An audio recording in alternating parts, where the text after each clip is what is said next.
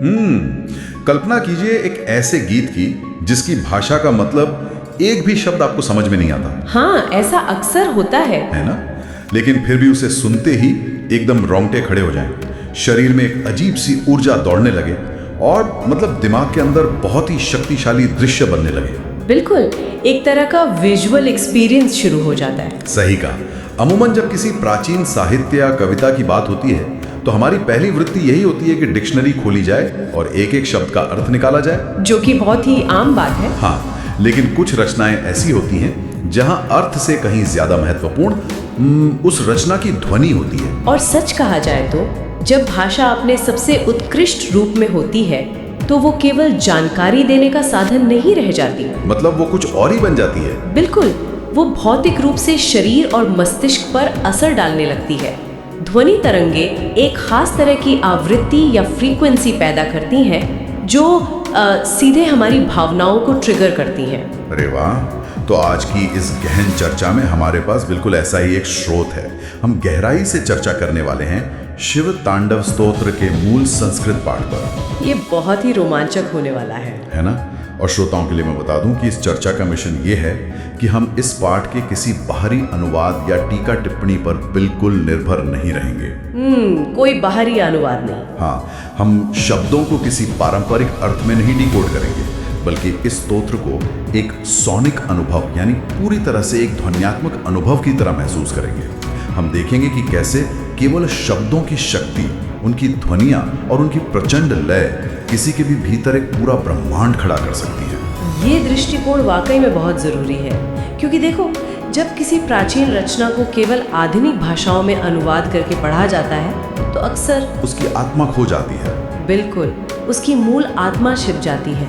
अनुवाद में आपको अर्थ तो मिल जाएगा, लेकिन वो नाद या वो गूंज पीछे छूट जाती है जिसके लिए वो रचना असल में रची गई थी। वो वाइब्रेशन नहीं मिल पाती। सही कहा। शिव तांडव स्तोत्र के मामले में इसकी ध्वन्यात्मक संरचना, मतलब इसका जो फोनेटिक स्ट्रक्चर है, वो कोई संयोग नहीं है। ये बहुत ही बारीकी से डिजाइन किया गया विज्ञान है। तो चलिए इस विज्ञान को थोड़ा खोलते हैं। अगर इस स्तोत्र की शुरुआत को सुना जाए तो ये शुरू होता है ओम नमः शिवाय की एक बहुत ही गहरी, शांत और ध्यान मग्न ध्वनि से। हाँ, एकदम शांत। पाठ में ये ध्वनि 3 बार गूंजती है, ओम नमः शिवाय, ओम नमः शिवाय, ओम नमः शिवाय। इसे सुनकर ऐसा लगता है जैसे कोई एक बहुत ही अंधेरी शांत गुफा में गहरे ध्यान में बैठा है। सांसें बिल्कुल धीमी हैं, एकदम ठहराव महसूस होता है। लेकिन फिर मतलब अगले ही पल वो पूरी शांति एक झटके में टूट जाती है।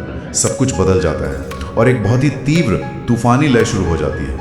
ये जो अचानक होने वाला बदलाव है ना, ये श्रोता के तंत्र का तंत्र यानी नर्वस सिस्टम को जगाने के लिए डिजाइन किया गया है। अच्छा। जानबूझकर। हाँ, पहले एक शून्य था, वहाँ अब एक भयंकर उथल पुथल शुरू हो जाती है। और ये उथल पुथल जिन शब्दों से पैदा होती हैं वे वाकई चौंकाने वाले हैं।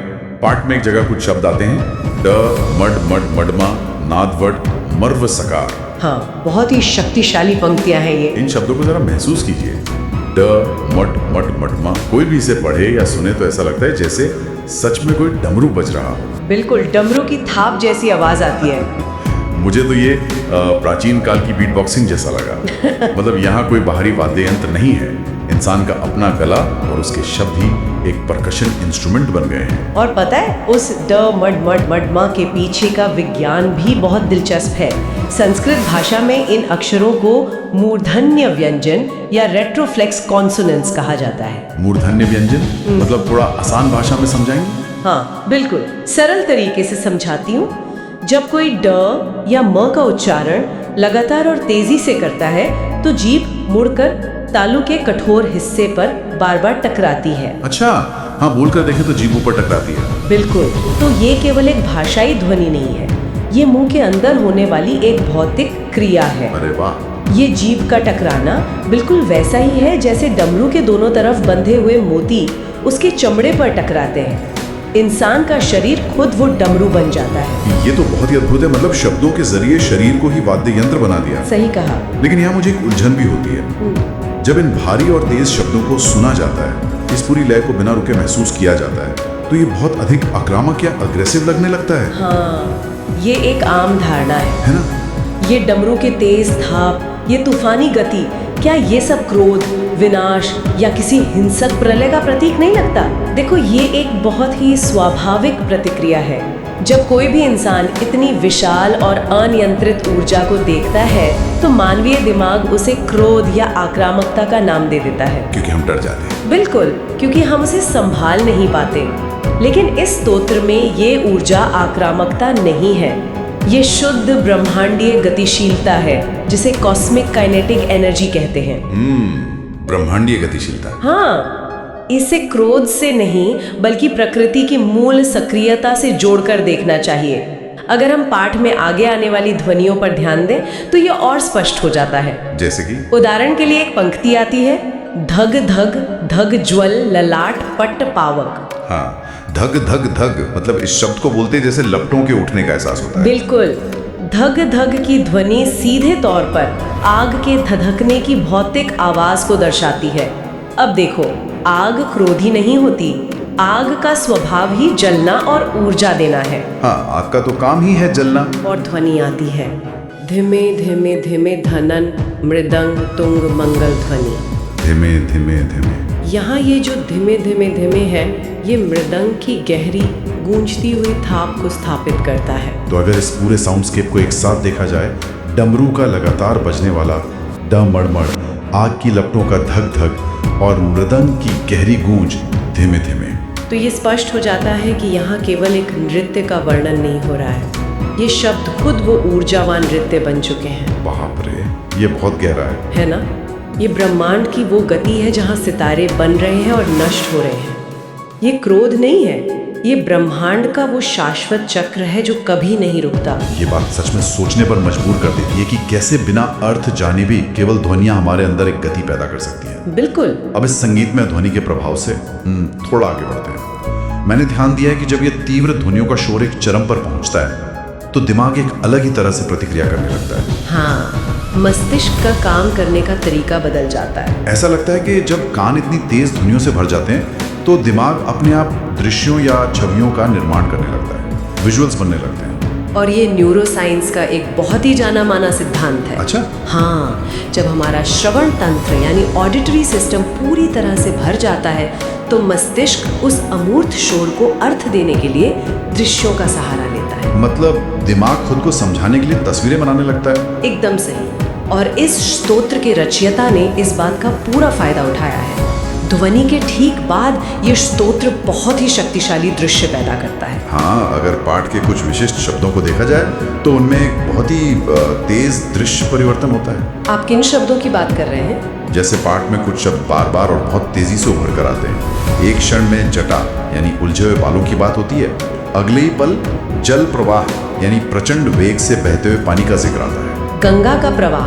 हाँ, और फिर अचानक ललाट पट पावक यानी माथे पर धधकती हुई आग सामने आ जाती है और तुरंत बाद भुजंग यानी फुंकार मारते हुए सांप दिखाई देते हैं। और ध्यान दें कि ये सब इतनी गति में होता है कि किसी भी एक दृश्य पर रुकने का समय ही नहीं मिलता। बिल्कुल, मतलब सुनकर बिल्कुल ऐसा लग रहा है जैसे किसी आधुनिक एक्शन फिल्म का सिनेमाई मोन्टाज चल रहा हो। हाँ, सिनेमाई मोन्टाज एकदम सही शब्द है इसके लिए। ऐसा नहीं लगता कि कोई चित्रकार आराम से बैठकर शिव का कोई एक स्थिर चित्र बना रहा है, बल्कि ऐसा लगता है जैसे हमें अलग अलग प्राकृतिक तत्वों के बहुत ही तेज फ्लैश दिखाए जा रहे हैं, एक के बाद एक तेज कट्स। हाँ, एक सेकंड के लिए उफनता हुआ पानी दिखता है, अगले ही सेकंड आग का क्लोजअप आता है और फिर अचानक सांप दिखाई देते हैं। ये दृश्य कल्पना बहुत ही आधुनिक और सिनेमाई लगती है। आपकी ये सिनेमाई मोन्टाज की तुलना इस अनुभव को बिल्कुल सटीक ढंग से पकड़ती है।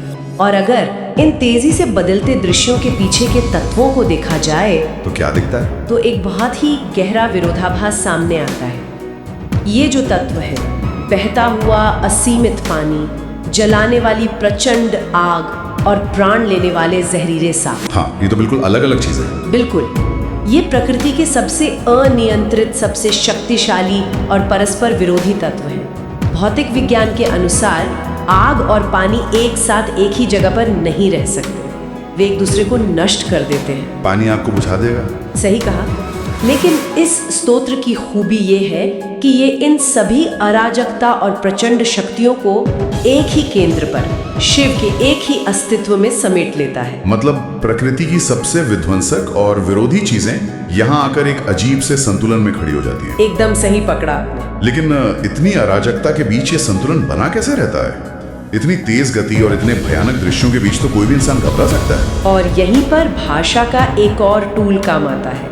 इस संतुलन को बनाए रखने का काम करती है इस स्तोत्र की संरचनात्मक पुनरावृत्ति यानी रेपिटेशन। अच्छा, चीजों का बार बार आना। हाँ, जब दृश्य बहुत तेज हो जाते हैं, डमरू की आवाज चरम पर होती है, आग और पानी का प्रवाह अनियंत्रित लगने लगता है, तब पाठ में कुछ पंक्तियां एक मानसिक एंकर की तरह बार बार लौट कर आती हैं। एंकर की तरह? हाँ, जैसे आपने ध्यान दिया होगा, तनु तुन शिव शिवम या चकोर बंधु शेखर जैसी पंक्तियां लगातार गूंजती हैं। हाँ, तनु तुन शिव शिवम, ये पंक्ति इस पूरे तूफान के बीच कई बार आती है। यही वो ठहराव है।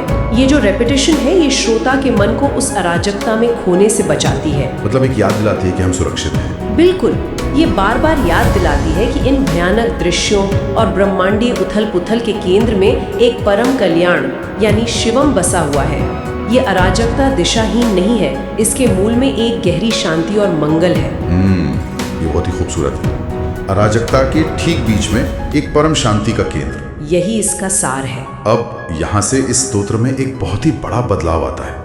ये बदलाव इतना अचानक है कि पूरी चर्चा की दिशा ही मोड़ देता है। हाँ, एकदम से टोन शिफ्ट होती है। भारी ब्रह्मांडीय ऊर्जा, डमरू की आवाज और आग पानी के इन विशाल सिनेमाई दृश्यों के बाद पाठ अचानक एक बहुत ही व्यक्तिगत, मानवीय और दार्शनिक दिशा में मुड़ जाता है। मैं कहूंगी कि ये इस स्तोत्र का सबसे गहरा दार्शनिक मोड़ है, जहाँ ब्रह्मांड का केंद्र अचानक इंसान के भीतर आ जाता है। हाँ, पाठ के अंत के करीब एक बहुत ही खास पंक्ति आती है, कदा सुखी भवाम्यः। कदा सुखी भवाम्यहम्, जिसका अर्थ है मैं कब सुखी होऊंगा या मुझे परम शांति कब मिलेगी। अब ये एक बहुत बड़ा विरोधाभास लगता है। कैसे? मतलब अभी तक बात ब्रह्मांड के सबसे प्रचंड नृत्य की हो रही थी, सितारों के बनने और मिटने की बात हो रही थी, और अचानक से बात एक बहुत ही छोटे व्यक्तिगत मानवीय सवाल पर आ जाती है कि मैं कब सुखी होऊंगा। हाँ, एकदम माइक्रो लेवल पे। इतने बड़े ब्रह्मांडीय कैनवस पर एक इंसान की ये व्यक्तिगत छटपटाहट कुछ समझ नहीं आती। देखो, ये छलांग सतह पर अजीब लग सकती है, लेकिन दरअसल यही वो बिंदु है जहाँ स्तोत्र का असली मनोविज्ञान काम करता है। अच्छा, वो कैसे? यह समझना जरूरी है कि यह सवाल इस भयानक तांडव को देखने के बाद क्यों पूछा जा रहा है। इसका जवाब इस सवाल से ठीक पहले की पंक्तियों में छिपा है। कौन सी पंक्तियां? पाठ में शब्द आते हैं, सुहृद विपक्ष पक्षीय और मही महेंद्र यो संप्रवृत्ति। सुहृद विपक्ष पक्षीय और मही महेंद्र। इन शब्दों के पीछे का मनोविज्ञान क्या है? इसे थोड़ा आसान भाषा में समझाइए। बिल्कुल सरल भाषा में बताती हूँ। सुहृद का अर्थ है मित्र और विपक्ष का अर्थ है शत्रु। इसी तरह मही यानी साधारण मिट्टी या आम प्रजा और महेंद्र यानी महान राजा। मित्र, शत्रु और राजा प्रजा। हाँ, यहाँ ये बताया जा रहा है कि जब इंसान उस प्रचंड ब्रह्मांडीय ऊर्जा का साक्षी बनता है, जब वो उस तांडव को महसूस करता है जहाँ आग, पानी, जीवन, मृत्यु, निर्माण और विनाश सब एक ही नृत्य का हिस्सा है, हाँ, पूरी तरह से टूट जाता है। इसे थोड़ा और विस्तार से समझाइए। अहंकार कैसे टूटता है? इसे ऐसे देखा जा सकता है जैसे कोई अंतरिक्ष यात्री पहली बार अंतरिक्ष से पृथ्वी को देखता है, जिसे हम ओवरव्यू इफेक्ट कहते हैं। एकदम सही। उस अनंत विस्तार को देखने के बाद उसे पृथ्वी पर खींची गई देशों की सीमाएं और इंसानी झगड़े बहुत छोटे और अर्थहीन लगने लगते हैं। हाँ, सब कुछ एकदम छोटा लगने लगता है। ठीक वैसे ही जब इंसान ब्रह्मांड के इस तांडव को समझ लेता है तो उसके लिए मित्र और शत्रु, राजा और रंक के बीच का अंतर मिट जाता है। उसे समझ आ जाता है कि ये सारा पद, पैसा और दुश्मनी इस ब्रह्मांडीय नृत्य के सामने कितनी महत्वहीन है। ओह, मतलब वो एक पूर्ण समभाव की स्थिति में आ जाता है, सबके प्रति एक समान दृष्टि। बिल्कुल, इक्वानिमिटी। और जो सवाल था ना, कदा सुखी भवामहम, यानी मैं कब सुखी होऊंगा, उसका उत्तर भी यही है। उत्तर क्या है? सुख तब नहीं मिलेगा जब आपकी सारी इच्छाएं पूरी हो जाएंगी, बल्कि सुख तब मिलेगा जब मित्र, शत्रु, मिट्टी और राजा का भेद मिट जाएगा। अरे वाह! यह पाठ यह स्थापित करता है कि परम शांति और वैराग्य हिमालय की किसी सुरक्षित गुफा में बैठकर नहीं मिलता, बल्कि दुनिया की सबसे उग्र अराजकता को समझने और उसे स्वीकार करने के बाद मिलता है। ये विचार वाकई बहुत शक्तिशाली है कि सच्ची शांति दुनिया से कट जाने में नहीं, बल्कि दुनिया की उथल पुथल को उसके सही परिप्रेक्ष्य में देखने से मिलती है। बिल्कुल सही कहा। लेकिन इस वैराग्य और संभाव की बात के बाद ये पाठ जिस तरह से समाप्त होता है, वो शायद इस पूरी चर्चा का सबसे बड़ा आहा मोमेंट है। हाँ, अंत बहुत ही चौंकाने वाला है। जब पाठ अपने बिल्कुल अंत में पहुंचता है, जिसे शायद फलश्रुति कहा जाता है, वहां कुछ बहुत ही अप्रत्याशित शब्द आते हैं। जो लोग इस पाठ के दार्शनिक हिस्से तक पहुंच चुके होते हैं, उनके लिए ये अंत अक्सर किसी झटके से कम नहीं होता। मैं भी हैरान रह गया था। पाठ के अंत में लिखा है पूजावसान समय, यानी इस स्तोत्र को पढ़ने के बाद, और उसके परिणाम के रूप में शब्द आते हैं रथ गजेंद्र तुरंग युक्ता, लक्ष्मी सदैव सुमुखी। हाँ बिल्कुल। यहाँ रथ, गजेंद्र यानी हाथी, तुरंग यानी घोड़े, और लक्ष्मी यानी धन और समृद्धि की बात हो रही है। स्पष्ट रूप से अत्यधिक भौतिक संपदा और सांसारिक ऐश्वर्य की बात हो रही है। और यही सबसे बड़ा विरोधाभास है। मतलब ये बिल्कुल वैसा ही है जैसे कोई इंसान दुनिया की सबसे कठिन तपस्या करे, सांसारिक मोहमाया से पूरी तरह मुक्त हो जाए, मित्र शत्रु और राजा रंग का भेद मिटा दे। हाँ।